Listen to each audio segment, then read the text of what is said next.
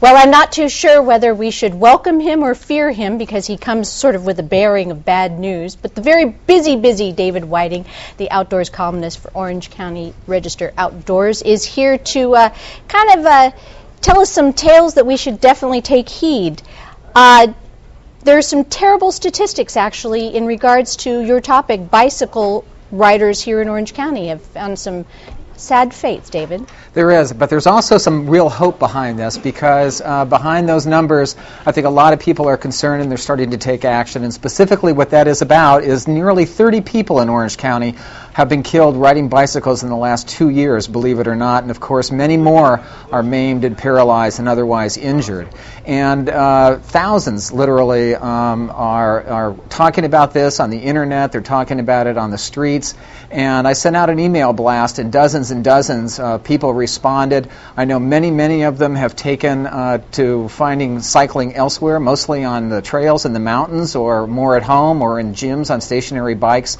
But now they're also starting to come up with some really interesting ideas on how we can improve the situation in Orange County, and that, I think, is really the neat part. Well, let's give a very visual demonstration of the situation in Orange County. You did some investigative reporting with your own camera. I did a little bit, and here out on Santiago Canyon Road last Saturday, picked a random curve in the road, and of course the whole area is curvy. What's neat about Santiago Canyon is it's got one of the widest bike lanes in the county, and you can see this fellow riding here in the bike lane with that previous car exactly where he was. This is the bike lane where you're looking at, and that's that solid white line. Cars are not allowed in that area unless they're making a turn, and you can see here this car straddling, well, maybe even more than straddling the line, and that's again in that same area. And I was there only for about a 10-minute period. Oh my. Got more than a dozen photos of cars in this area, and went back on Sunday. Happily on Sunday,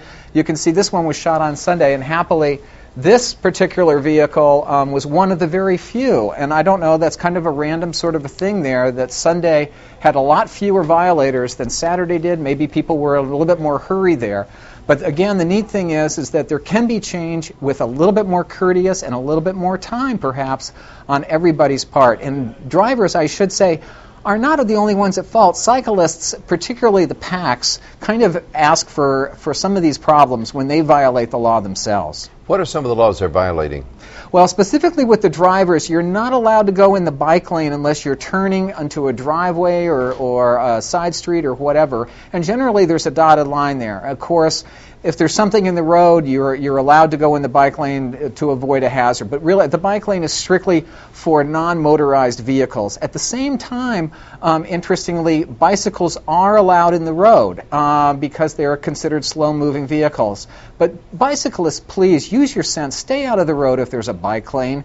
You see these packs who are riding in the road, sometimes none of them in the bike lane. And many people also wrote me about this. So again, stay out of the bike lane if you're a car, and be careful to stay in the bike lane and don't double up in the bike lane. Too many cyclists are pushing that right up against that white line.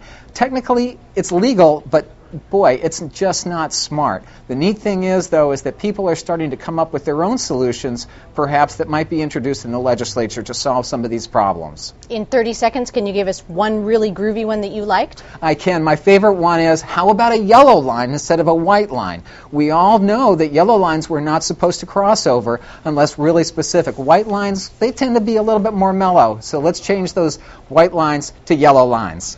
All right. Well, I guess I shouldn't have been so doomful when I said that we were having you on, because there is some hope there. David, thank you so much for all your hard work, and bringing all of this to light is obviously a very important thing. Thank you, Maria. Be careful on your bike, too.